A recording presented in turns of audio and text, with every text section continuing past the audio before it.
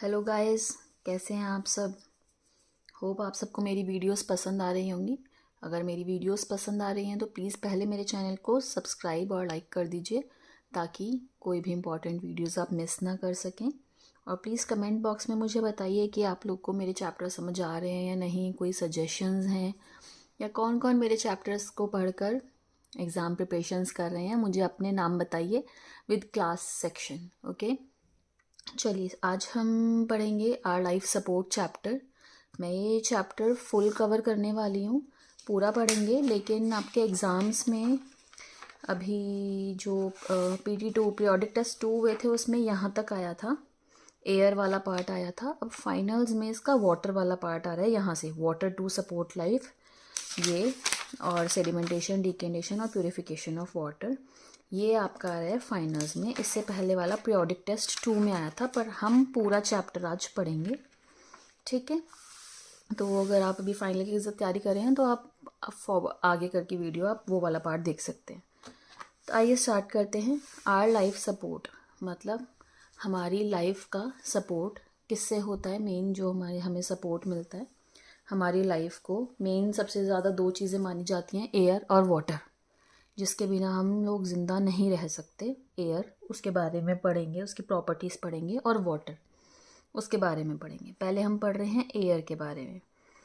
Human beings can not live without air more than few minutes. कुछ minute से ज़्यादा भी हम एयर के बिना नहीं रह सकते। They can not live without water for more than a few days. पानी के बिना हम कुछ मिनट तो रह लेंगे पर हम कुछ दिन तक नहीं रह पाएंगे, ठीक है। All living things need air to breathe. सभी लिविंग थिंग्स जो भी जिंदा हैं उन सबको एयर चाहिए ब्रीथ करने के लिए। एयर चाहिए मीन्स ऑक्सीजन चाहिए, ठीक है। जो हवा में है वो हवा से ऑक्सीजन लेते हैं और जो पानी में है वो पानी से ऑक्सीजन लेते हैं, तो उनको ब्रीथ करने के लिए चाहिए। The thick blanket of air around that surrounds our planet is called atmosphere. Atmosphere क्या है? जो हमारा प्लैनेट है, suppose this is our planet earth, ठीक है, और उसके आसपास एक लेयर है, उसके चारों तरफ एक ब्लैंकेट जैसा है एयर का, गैसेस का, हवा का। सारे में हवा नहीं है, सिर्फ एक उसके चारों तरफ एक बाउंड्री है जहाँ पे बहुत सारी गैसेस, हवा, ये सब उसको मिलता है। इसको कहा जाता है एटमॉस्फेयर। ये एटमॉस्फेयर की लेयर है अर्थ के चारों तरफ। This atmosphere is held around the earth by the earth's gravity. ये अर्थ के चारों तरफ अर्थ की ग्रेविटी जो अपनी तरफ खींचती है, ग्रेविटेशनल फोर्स है हमारी अर्थ में जो ग्रेविटी है, उसकी वजह से ये गैसेस या ये एटमॉस्फेयर अर्थ पे के चारों तरफ है। The atmosphere is a mixture of gases. Atmosphere क्या है? बहुत सारी गैसेस का मिक्सचर है। It has air we breathe, the wind, rain, clouds in the sky. इसमें जो हम एयर ब्रीथ करते हैं वो भी है, जो हवाएं चलती हैं, क्लाउड्स बनते हैं, उनसे बारिश होती है, जो हमारा हमें स्काई दिखता है वो पूरा, ये सब कुछ इसके अंदर ही। एरोप्लेन्स उड़ते हैं, पैराशूट्स उड़ते हैं, ये सारा कुछ इसके अंदर ही होता है। इससे बाहर हम नहीं जाते हैं। बाहर जाते हैं तो दैट इज़ जो सैटेलाइट्स या रॉकेट्स, स्पेस क्राफ्ट्स जाते हैं। पर जो रेनिंग क्लाउड्स और विंड, ये सब चीज़ें इस एटमॉस्फेयर के अंदर ही होती हैं। It is life giving, it retains heat, blocks are harmful rays ultraviolet radiation of the sun. ये यहीं पे ज़िंदगी है, लाइफ है सारी, चाहे वो प्लांट्स, एनिमल्स, ह्यूमन बींग्स, सारी लाइफ यहीं पॉसिबल है।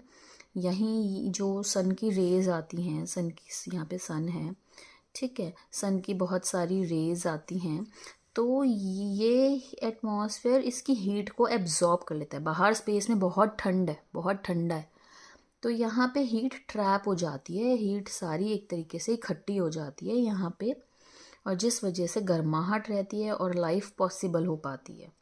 और सन से वो कुछ हार्मफुल रेज भी आती हैं, अल्ट्रा वायलेट रेडिएशन जिसे कहते हैं।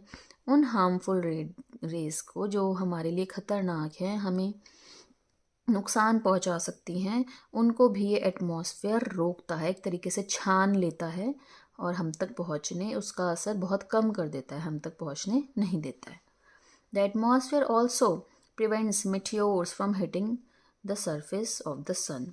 अब बाहर स्पेस में, आउटर स्पेस में बहुत सारे मेटियोर्स भी हैं, एस्ट्रॉइड्स, मेटियोर्स, ठीक है, जो क्या होते हैं, पत्थर होते हैं, बड़े छोटे हर टाइप के, ठीक है। वो कभी कभार वो भी ट्रैवल कर रहे हैं, सब घूम रहे हैं स्पेस में, कुछ भी रुका हुआ नहीं है, सब चीज़ घूम रही हैं। तो वो भी घूम रहे हैं और कभी कभार वो अर्थ की तरफ भी आ जाते हैं, तो अर्थ से वो टकराएं ना, तो इसीलिए वो जब अर्थ में एंटर करते हैं, जो छोटे छोटे होते हैं, अर्थ में एंटर करते हैं, तो एंटर करते ही अर्थ में वो उनकी इतनी स्पीड होती है कि जब वो एटमॉस्फेयर में एंटर करते हैं, इस लेयर को पास करते हैं, तो वो इतनी फ्रिक्शन से और इतनी गैसेस से वो जल जाते हैं और उनमें फायर लग जाती है और वो बर्न हो जाते हैं और वो अर्थ के सरफेस तक पहुँचते पहुँचते वो ख़त्म हो जाते हैं या एशेस बन जाते हैं। तो वो अर्थ को नुकसान ज़्यादा नहीं पहुंचा पाते। अगर वो ऐसा नहीं झेलेंगे, पूरा हिट कर देगा और अर्थ भी रुकी हुई तो है नहीं, चल रही है, तो वो अर्थ को ज़्यादा नुकसान पहुंचा सकती है। अगर कोई बहुत ही बड़ा आएगा, जैसे कि आप लोगों ने सबने सुना हो डायनासोर के टाइम पे कोई बहुत बड़ा हिट होगा तो उससे अर्थ को नुकसान होगा, लेकिन छोटे छोटे जो भी मेटियोर्स वगैरह होते हैं, ये एटमॉस्फेयर हमें उनसे बचा लेता है। Next is the oxygen present in the atmosphere supports life. और जो एटमॉस्फेयर में ऑक्सीजन है वो तो लाइफ को सपोर्ट करती ही है। तो ये सब क्या है, ये सब एटमॉस्फेयर जो हमारे आसपास है, उन सब वो हमारी किस तरीके से हेल्प करता है या किस तरीके से वो लाइफ को सपोर्ट करता है, ये सारी इसके पॉइंट्स हैं। नंबर 1, हमें ब्रीद के लिए सारे जिसे कहते हैं क्लाइमेटिक चेंजेस सब इसी में होते हैं। नंबर 2, हीट रिटेन करता है, सन की हार्मफुल रेस से बचाता है। नंबर 3, मेटियोर्स हिट होने से बचाता है। नंबर 4, ऑक्सीजन और लाइफ सपोर्ट इसी में है। नंबर 5, इसमें गैसेस सारी इसी में हैं, तो हम कोई भी चीज़ होती है तो वो इसी में ही, एटमॉस्फेयर में ही होती है। In places such as mountain tops or deep in sea oceans where there is not enough air or oxygen, we need to carry oxygen cylinders for breathing. जहाँ ऐसी जगहों पे, जैसे कि हम बहुत बड़े बड़े माउंटेन्स के ऊपर जाएं या सी में, ओशन में अंदर जाएं, वहाँ पे ऑक्सीजन की कमी, एयर की कमी होती है। ऊपर भी अगर आपने कभी देखा हो या प्लेन में जाते हैं या आपने कभी नोटिस किया हो, कभी माउंटेन क्लाइंबिंग करी हो, तो वहाँ पे एयर की सांस लेने वालों को दिक्कत होती है। और कोई हार्ट पेशेंट है उसको कहते हैं कि आप, या ओल्ड एज हैं तो कि आप नहीं जाएं, या साथ में ऑक्सीजन सिलेंडर कैरी करना पड़ता है ब्रीदिंग के लिए, क्योंकि वहाँ पर एयर का प्रेशर बहुत कम होता है, एयर ऑक्सीजन कम रहती है। Air also contains carbon dioxide which plants use to propagate. Air में बहुत सारी गैसेज हैं, सिर्फ ऑक्सीजन ही नहीं, नाइट्रोजन, हाइड्रोजन, बहुत सारी गैसेज हैं। तो उसमें कार्बन डाइऑक्साइड भी एक गैस होती है जो प्लांट्स इनहेल करते हैं। जैसे हम लोग ऑक्सीजन लेते हैं, प्लांट्स कार्बन डाइऑक्साइड लेते हैं और उससे वो प्रिपेयर फूड करते हैं। ये आपने पढ़ा है चैप्टर में, फोटोसिंथेसिस वाले चैप्टर में। अब air is needed for breathing. Air के क्या क्या यूज़ हैं मेन, हम वो पढ़ रहे हैं। पहला है ब्रीदिंग। ब्रीदिंग में एयर काम आती है। The fresh air we breathe is called inhaled और इंस्पायर्ड एयर। जो हम ब्रीद इन हवा अंदर ले रहे हैं उसको इनहेल्ड या इंस्पायर्ड एयर कहते हैं, और जो हम बाहर निकालते हैं उसको एक्सहेल्ड या एक्सपायर्ड एयर कहा जाता है। इन आवर लंग्स, हमारी लंग्स में ये ऑक्सीजन जो हम ले रहे हैं इनहेल करके, ये ब्लड में मिक्स होती है और ब्लड से सारा कार्बन डाइऑक्साइड इकट्ठा करके वो एक्सहेल एयर के थ्रू बाहर हम निकाल देते हैं। Exhale air has a lighter percentage of exhaled air has a higher percentage of carbon dioxide than inhaled air. जो हम अंदर लेते हैं हवा, उसमें भी कार्बन डाइऑक्साइड होती है पर बहुत कम, लेकिन जो हम बाहर छोड़ते हैं हवा, उसमें ज़्यादातर कार्बन डाइऑक्साइड ही होती है। इसीलिए it is also warmer than inhaled air. Carbon dioxide थोड़ी गर्म होती है, वार्म होती है। इसलिए जब आप कभी ऐसे हाथ रखेंगे अपने मुंह के आगे और हम सांस ऐसे आप फील करेंगे, तो जो आप हवा छोड़ते हैं उसमें आपको थोड़ी गर्माहट महसूस होती है, क्योंकि उसमें कार्बन डाइऑक्साइड ज़्यादा होती है। नेक्स्ट एयर का यूज़ आता है बर्निंग। जो एयर में ऑक्सीजन होती है, ऑक्सीजन बर्निंग में भी काम आती है। इसका आपको एक एक्टिविटी करके देख सकते हैं। एक कैंडल पे आप ग्लास उल्टा करके रखेंगे, तो जब हम ग्लास उल्टा करके रख रहे हैं तो उसके अंदर लिमिटेड एयर हो गई और लिमिटेड ऑक्सीजन हो गई, तो बर्निंग के लिए उसको ऑक्सीजन यूज़ करनी है। कुछ टाइम बाद क्या होगा, कुछ टाइम बाद जब ऑक्सीजन लेवल लो होता चला जाएगा और ख़त्म हो जाएगी इस ग्लास के अंदर की ऑक्सीजन, तो कैंडल बर्न नहीं कर पाएगी और आगे नहीं जल पाएगी और वो बुझ जाएगी, तो ये फिर बुझ जाएगी। तो ये इससे पता चलता है कि बर्निंग में भी ऑक्सीजन की ज़रूरत होती है। Other gases in air, air में और भी बहुत सारी गैसेज होती हैं। नहीं sorry, other uses of air, air के और क्या यूजेस हैं? पहला था ब्रीदिंग, दूसरा था बर्निंग, और इसके कुछ अदर यूजेस भी हैं।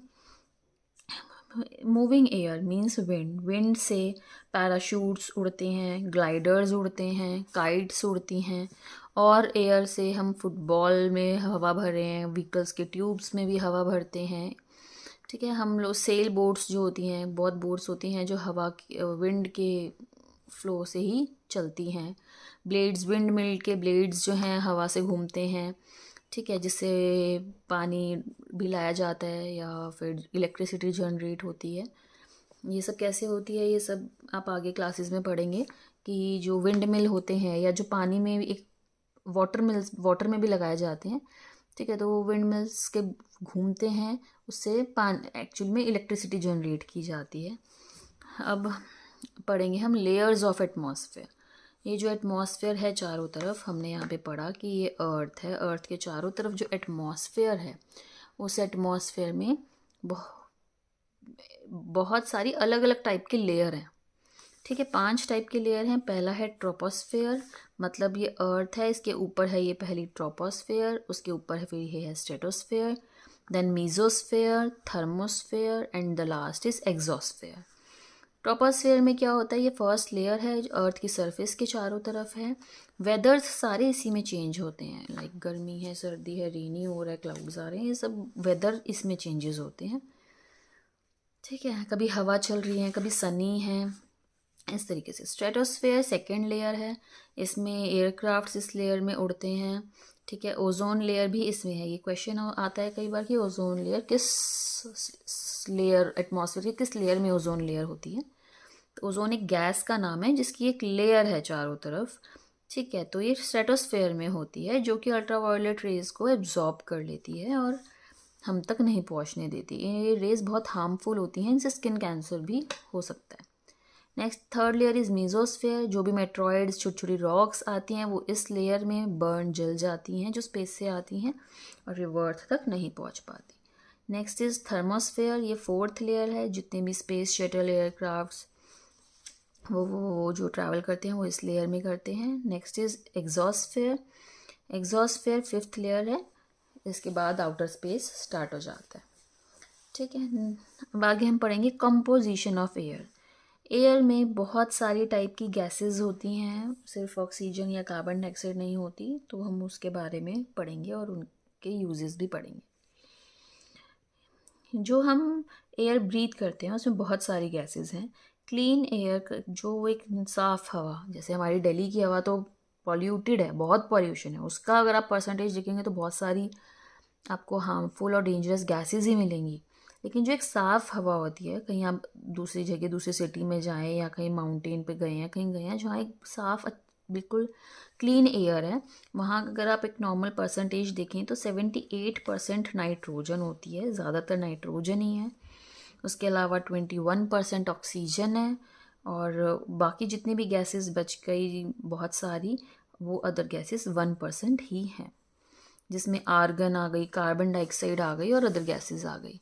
It also contains water vapours and dust and smoke. हमारे एटमॉस्फेयर में गैसेस के अलावा वाटर वेपर्स भी हैं, जो पानी वाटर वेपर्स जाते हैं फिर कंडेंस होते हैं, क्लाउड्स बनते हैं, आपको सब पता है, वो भी हैं। डस्ट भी है, कहीं डस्ट ज़्यादा है, स्मोक भी है, और कहीं स्मोक और डस्ट कम है और कहीं स्मोक और डस्ट ज़्यादा है। वाटर वेपर्स भी कहीं ज़्यादा हैं कहीं कम है। जो सी और ओशंस के पास वाटर वेपर्स ज़्यादा हैं, जैसे हम सिटीज़ में रह रहे हैं यहाँ पर कम है। रेनी सीजन में वाटर वेपर्स ज़्यादा हो जाते हैं, कभी कम हो जाते हैं। स्मोक भी कहते हैं ना, पॉल्यूशन बढ़ गया और कम हो गया, तो ये तीनों चीज़ें कम वेरी करती रहती हैं। The percentage of dust, smoke, water vapours in air में vary according to the environment के हिसाब से ये चेंज होती रहती है। अब गैसेस के कुछ नाम हैं मेन। पहली है oxygen, the most important gas for the survival of living being. हमारे लिविंग बींग के ज़िंदा रहने के लिए सबसे इंपॉर्टेंट गैस है ऑक्सीजन। सब लिविंग बींग्स को ऑक्सीजन चाहिए, इवन बर्निंग में भी ऑक्सीजन चाहिए, अभी हमने इस एक्टिविटी में देखा था। Next is nitrogen, living beings nitrogen को डायरेक्टली यूज़ नहीं करते हैं। प्लांट्स को नाइट्रोजन चाहिए होती है, पर वो कैसे लेते हैं, सॉइल में कुछ सॉइल में भी नाइट्रोजन मिक्स होती है, तो कुछ ऐसा बैक्टीरिया होता है जिसके थ्रू फिर वो सॉइल से नाइट्रोजन रूट्स के थ्रू ले पाते हैं। ठीक है, plants get this nitrogen with the help of bacteria in the soil. Soil में जो बैक्टीरिया होता है उसकी हेल्प से ले पाते हैं। Nitrogen is also added to the soil by using chemical fertilisers. कई बार सॉइल में कम है नाइट्रोजन, तो हम फर्टिलाइजर्स, मैन्योर्स यूज़ करते हैं ताकि सॉइल में नाइट्रोजन का लेवल अच्छा हो जाए और प्लांट्स ले पाएँ और अच्छे हेल्दी हो पाएँ। Animals get nitrogen from plants, meat, fish. Animals को भी नाइट्रोजन चाहिए होता है, वो कैसे लेते हैं, वो प्लांट्स खाकर, फिश, मीट ये सब खाते हैं, तो उनसे नाइट्रोजन उनको मिल जाती है। Next is carbon dioxide. Carbon dioxide important gas है प्लांट्स के लिए। प्लांट्स अपना खाना कार्बन डाइऑक्साइड के हेल्प से बनाते हैं। फोटोसिंथेसिस प्रोसेस आपने पढ़ा है, जिसमें वो कार्बन डाइऑक्साइड, वाटर और सनलाइट की हेल्प से खाना बनाते हैं। अदर गैसेस, और भी बहुत सारी गैसेस हैं, जैसे हाइड्रोजन और ozone gas, helium, neon, argon, krypton, ये सब भी एयर में पाई जाती हैं। जो नियॉन गैस होती है उसकी हेल्प से जो ग्लोइंग और कलरफुल इलेक्ट्रिक लाइट्स आप लोगों ने सबने देखी होंगी वो बनती हैं। आर्गन गैस होती है, उससे कलरफुल ग्लोइंग ग्लास ट्यूब्स में कलरफुल ग्लो वाली ट्यूब्स बनती हैं, उनमें यूज़ होती है। नेक्स्ट है वाटर वेपर्स। वाटर वेपर्स भी पाए जाते हैं, ये बनते हैं इवेपोरेशन से। जो वाटर बॉडीज़ हैं, सी, रिवर्स वगैरह, उनका पानी जब इवेपोरेट होता है तो वाटर वेपर्स बनते हैं, फिर ऊपर जाके क्लाउड्स बनते हैं, कंडेंस होते हैं ये, फिर ये रेन या स्नोफॉल या फॉग की फॉर्म ले लेते हैं। ये सब वेदर चेंजेस में होते रहता है ये सब पूरा प्रोसेस। द अमाउंट ऑफ, जो जितना एयर में वाटर वेपर हैं, कभी कम कभी ज़्यादा, इसको बोलते हैं ह्यूमिडिटी। ठीक है, हम कहते हैं ना बारिश के दिनों में बहुत ज़्यादा ह्यूमिडिटी हो जाती है, चिपचिपापन हो जाता है, क्योंकि उस टाइम हवा में वाटर वेपर ज़्यादा होते हैं। ठीक है, अब आप कहीं समुद्र किनारे या ऐसी जगहों पे जाएंगे, वहाँ पे भी आपको वहाँ की जो गर्मी होती है, थोड़ी चिपचिपी गर्मी होती है। सर्दियों में महसूस नहीं होगा, लेकिन गर्मियों में जब वो पानी इवेपोरेट हो रहा होता है तो वहाँ की एयर में वाटर वेपर ज़्यादा हो जाते हैं, उसको कहते हैं humidity. When there is more water vapor, we say the air is humid. जब ज़्यादा वाटर वेपर होते हैं तो हम कहते हैं हवा में बहुत नमी है या हवा बहुत ह्यूमिडिटी है। और जब एयर बहुत ड्राई होती है, सूखी होती है, तब हम कहते हैं ह्यूमिडिटी बहुत कम है। High humidity make us feel uncomfortable. High humidity से हम बहुत अनकम्फर्टेबल महसूस करते हैं। क्यों? क्योंकि हमारा पसीना आसानी से सूख नहीं पाता, चिपचिपापन लगता है, क्योंकि हमारी बॉडी से भी पसीना आ रहा होता है, तो हमारा वो भी मिक्स होके एयर के वाटर वेपर से इजीली इवेपोरेट नहीं हो पाता, पसीना इजीली सूख नहीं पाता, तो हमें ज़्यादा इरिटेशन, गर्मी लगती है, ज़्यादा पसीना आता है और हम ज़्यादा अनकम्फर्टेबल फील करते हैं। ठीक है, अब हम पढ़ेंगे प्रॉपर्टीज़ ऑफ एयर। एयर की कुछ प्रॉपर्टीज़ भी हैं। पहली है कि एयर में भी वेट होता है। ठीक है, अब आप कहेंगे एयर में कैसे वेट है, ये हवा है, कहाँ है वेट? एयर में वेट है, आप ये एक्टिविटी करके देखेंगे कि अगर आप फूला हुआ बैलून, अगर आप वेट करेंगे उसका तो बराबर रहेगा, पर अगर आप एक इन्फ्लेट करके और एक बिना फुला हुआ को करेंगे तो आपको पता चलेगा कि एयर में भी वेट है। Next is air take up space. Air भी को भी स्पेस चाहिए, स्पेस घेरती है। ये भी आप बैलून से देख सकते हैं, बैलून में पिचका हुआ बैलून इतना होता है और फूला हुआ बैलून इतना होता है, तो ऑब्वियसली एयर को स्पेस चाहिए। इस एक्टिविटी में ये सब आपने कभी बहुत देखा होगा, बच्चे खेलते भी हैं, नहाते समय भी हम कई बार बकेट में ये ऐसा करते हैं कि हम मग को ऐसा ऊपर करके उसको अंदर ज़बरदस्ती डुबाने की कोशिश करते हैं, तो वो अंदर नहीं जाता है, और जब जाता है तो उसमें से एयर बबल्स बाहर आते हैं, क्योंकि उनको जगह चाहिए पानी के अंदर, वो नहीं जा पा रहे हैं, वो लाइटर हल्के हैं, और जब आप उनको फोर्सफुली जाएंगे तो वो साइड से निकल के बाहर आएंगे, क्योंकि उनको स्पेस नहीं मिल पाया। Next is air exert pressure. Air भी प्रेशर लगाती है। ठीक है, since air has wait it pressures downward. क्योंकि एयर में भी वेट है तो उसका प्रेशर डाउनवर्ड की तरफ होता है। जैसे कि हम माउंटेन पे जा रहे हैं, वहाँ एयर प्रेशर कम हो जाता है, क्योंकि एयर का प्रेशर नीचे ज़्यादा होता है। ऊपर जाएंगे जैसे जैसे तो एयर प्रेशर कम होता चला जाएगा, और सी लेवल में अगर आप सी में अंदर जाएंगे तो वहाँ पर प्रेशर बढ़ता चला जाएगा। वहाँ पर अंदाज़ा 1 किलो पर स्क्वायर सेंटीमीटर ये एयर प्रेशर को नापा गया है, इतना होता है।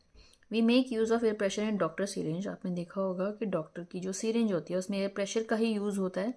यहाँ पे से आप देखेंगे ना, ये जो ये लगा हुआ होता है बिल्कुल एयर टाइट होता है, बिल्कुल स्पेस नहीं होता हवा भी जाने का, बिल्कुल एयर टाइट होता है, ताकि जो इसके अंदर की हवा है जब इस ये को पुश करेगा तो वो धक्का मार सके और जो भी मेडिसिन है या जो है वो धक्का मार के यहाँ से बाहर आ सके। ठीक है, इंक पेन में आप देख सकते हैं, या फिर आप स्ट्रॉ से आप लिक्विड को सक करके देखें तो वो भी प्रेशर, एयर प्रेशर ही हम करते हैं तभी लिक्विड ऊपर आ पाता है। ठीक है, इन सब केसेस में हम देखते हैं कि एयर पे फोर्स लगाती है एयर, इससे तभी लिक्विड स्टार्ट होता है फ्लो करना। ठीक है, आप स्ट्रॉ से सक करके देखें तो आप एयर को प्रेशराइज करके सक कर रहे हैं और फिर इसीलिए लिक्विड ऊपर जा पा रहा है। Air exerts pressure in the upward direction. अब इस केस में जब एयर अपवर्ड डायरेक्शन में भी प्रेशर लगा रही है, इसके लिए एक एक्टिविटी है, आप ग्लास को पूरा पानी से भर के उसके ऊपर, आप ये भी सब बच्चों ने करके देखा होगा, कोई हार्ड, नॉट पेपर, थोड़ा सा हार्ड कोई कार्डबोर्ड या कुछ ऐसा रखें, ये बुक भी रख सकते हैं, कोई प्लास्टिक का कुछ भी रख सकते हैं, और फिर जब उसको उल्टा करेंगे आप और आप छोड़ देंगे तो आप देखेंगे कि ये गिर नहीं रहा है। ये क्यों नहीं गिर रहा है? क्योंकि नीचे से एयर प्रेशर लगा रखा है एयर ने, ऊपर से एयर को जगह नहीं मिल पा रही। ग्लास बिल्कुल टॉप तक भरना है आपने, बिल्कुल जगह नहीं छोड़नी है एयर की, बिल्कुल पानी से टच होता हुआ वो बंद रखेंगे तो वो बिल्कुल वैक्यूम बन गया उसका। तो मतलब क्या हुआ, और तरफ यहाँ से प्रेशर आ रहा है बट ऊपर कोई एयर का प्रेशर नहीं है, ऊपर पानी है, तो वो होल्ड करे रखेगा। ठीक है, अब air exerts pressure in downward direction. अब कोई ऐसी एक्टिविटी जिसमें एयर डाउनवर्ड डायरेक्शन में भी, यहाँ पे ये इसी के पार्ट हैं कि एयर प्रेशर लगाती है, तो एयर ऊपर वाली डायरेक्शन में भी प्रेशर लगाती है, एयर नीचे वाली डायरेक्शन में भी प्रेशर लगाती है, और एयर सारी डायरेक्शंस में भी प्रेशर लगाती है।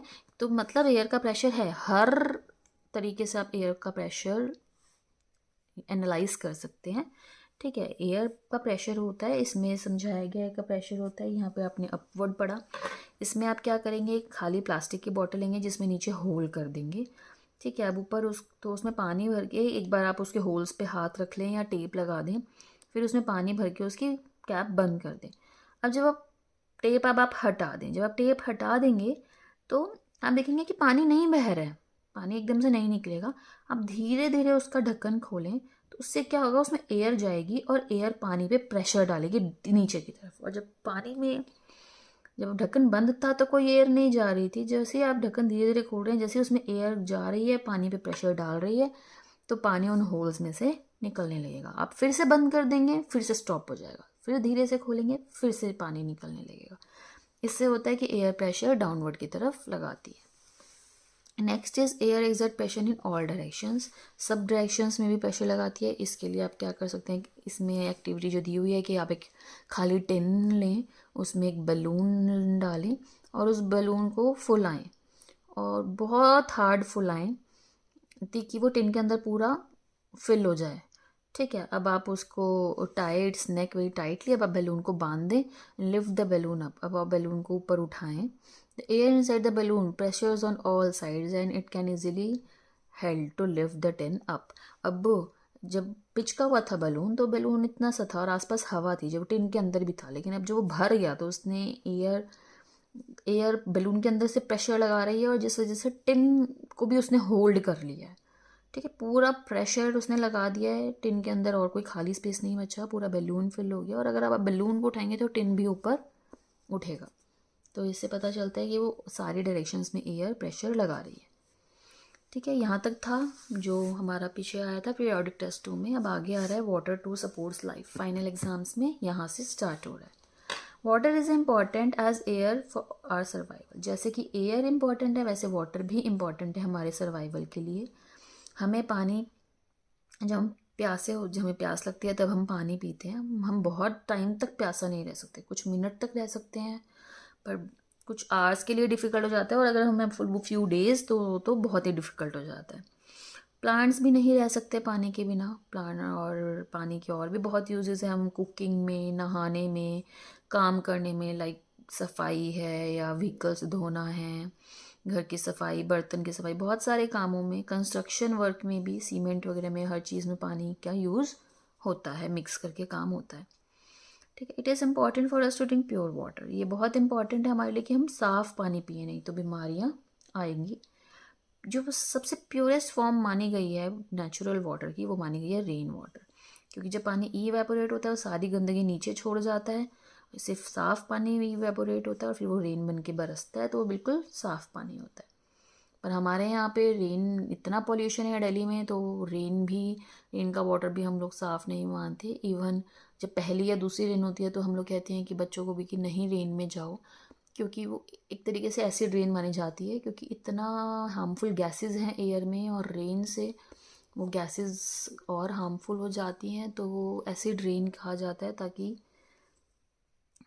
बट उसके बाद रेनिंग जो होती है उसके बाद फिर भी पानी थोड़ा साफ़ आता है, एटमॉस्फेयर थोड़ा साफ़ हो जाता है। पर अब अगर आप और सिटीज़ में देखेंगे जहाँ पर साफ़ होता है क्लाइमेट या पॉल्यूशन बहुत ज़ीरो लेवल पे है, वहाँ पे आप देखेंगे तो बहुत लोग रेन वाटर हार्वेस्ट भी करते हैं, रेन वाटर इकट्ठा करते हैं। छतों पे ऐसा सिस्टम बनाया होता है, हार्वेस्ट इकट्ठा होता है जहाँ बहुत रेन होती हैं, और फिर वो पानी यूज़ कर लिया जाता है, तो क्योंकि वो बिल्कुल प्योरेस्ट फॉर्म मानी जाती है पानी की।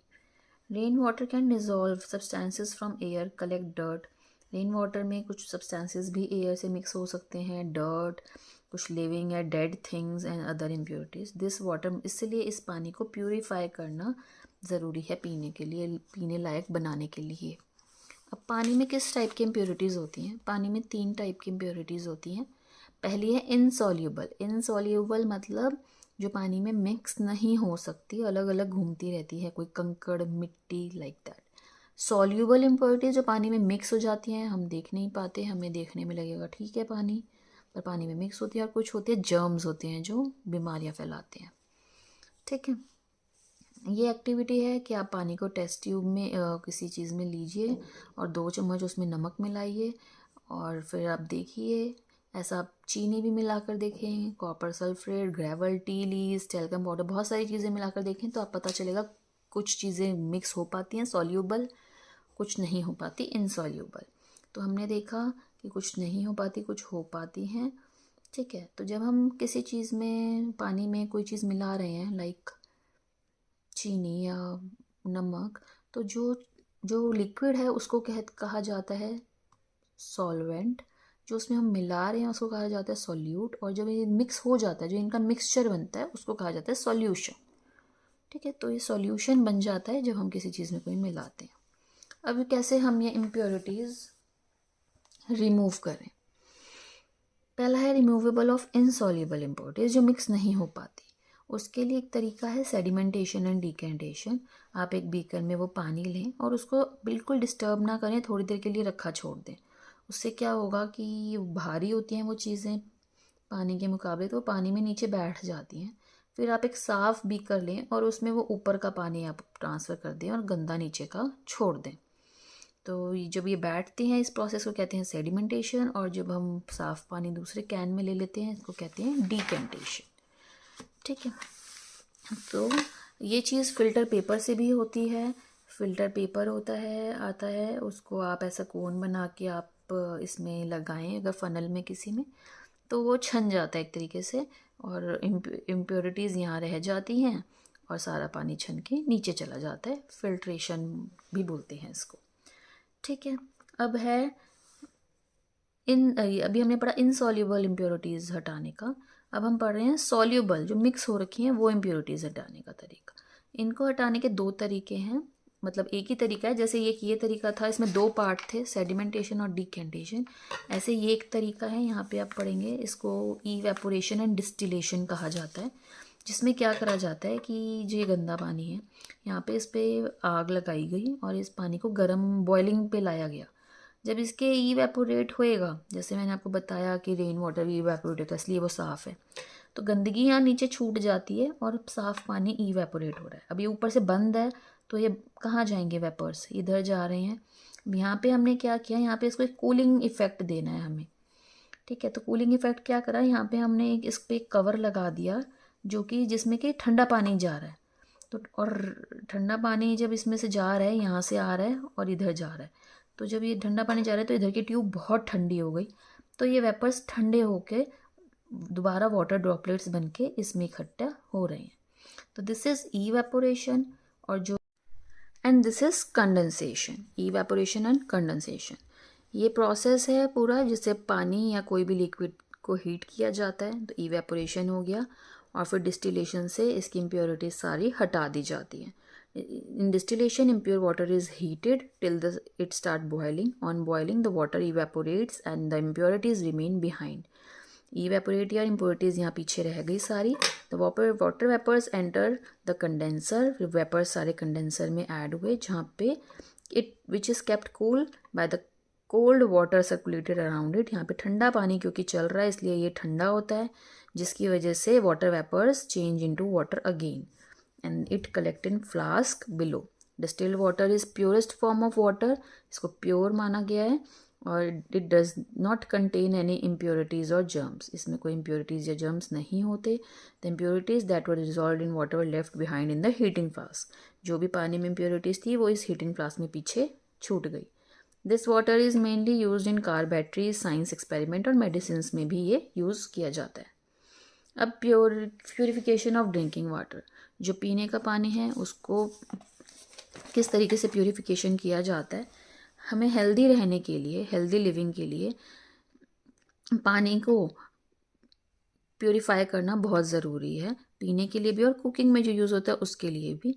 इम्प्योर वाटर कंटेन्स, जो पानी होता है उसमें बहुत सारे जर्म्स होते हैं जिनसे बीमारियां फैल सकती हैं, जैसे कि क्लोरिया, जॉन्डिस, डिसेंट्री, ये सब बीमारियां हैं जो गंदे पानी की वजह से हो जाती हैं। इसलिए बड़े बड़े जो शहर हैं, बड़े बड़े शहरों में जो पानी हमारे घरों में आता है उसको एक प्रोसेस होता है फिल्ट्रेशन का, जिसके थ्रू वो जाता है। ठीक है, ये प्रोसेस हम देखेंगे, इसमें मेन 3 मेथड होते हैं, पूरा प्रोसेस होता है जो इस डायग्राम में भी एक्सप्लेन हुआ है। पहला है सेडिमेंटेशन। क्या होता है कि पानी को एक लार्ज बड़े बड़े टैंक्स में इकट्ठा कर लिया जाता है और उसको अनडिस्टर्ब कुछ दिनों के लिए ऐसे छोड़ दिया जाता है, जिससे क्या होता है उसकी जो भी उसमें हैवी जो इनसॉल्यूबल इम्प्योरिटीज़ हैं वो नीचे बैठ जाती हैं, और हवा या सनलाइट से उसके जर्म्स मर जाते हैं। फिर उसमें एलम, एक केमिकल मिलाया जाता है उसको प्यूरिफाई करने के लिए। ठीक है, ये आप देखेंगे यहाँ से पानी यहाँ पे कलेक्ट हो रहा है और बड़े बड़े टैंक्स हैं, यहाँ पे सेडिमेंटेशन हो रहा है, नीचे बैठ गई इम्प्योरिटीज़ और खुला है ताकि सन से जर्म्स मर सकें।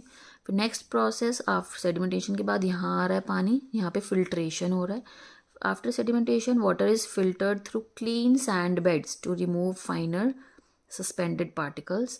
यहाँ पे एक सैंड बेड होते हैं, जैसे कि हमने देखा यहाँ पे भी छन रहा है पानी, एक तरीके की छन रही है इम्प्योरिटीज़, ऐसी सैंड के बेड है जिनसे पानी छनता है, एक तरीके से छन के जो भी इम्प्योरिटीज़ हैं वो उसमें रह जाती हैं, साफ़ पानी नीचे आ जाता है।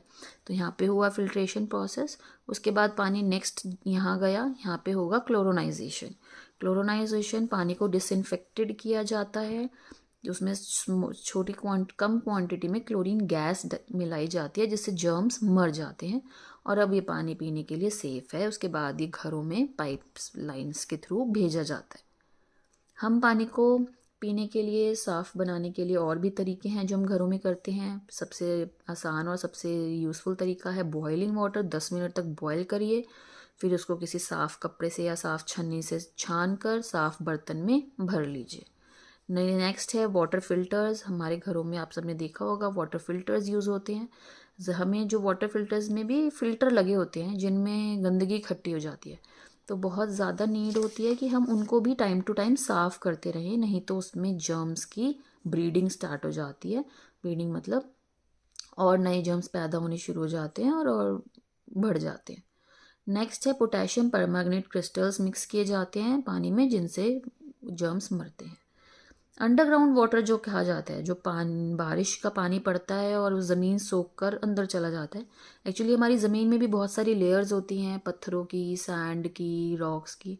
जो पानी सब उनसे छनता छनता नीचे जो अंडरग्राउंड बेड, डीप वाटर के बेड्स बन जाते हैं जो बिल्कुल अंदर, जहाँ वेल्स भी होते हैं, कुएं से भी कहते हैं ना पानी निकालते हैं, वो पानी घरों में यूज़ करते हैं गाँव में, क्योंकि वो साफ़ पानी माना जाता है, उसमें इम्प्योरिटीज़ नहीं होती हैं और वो सेफ फॉर ड्रिंक भी होता है।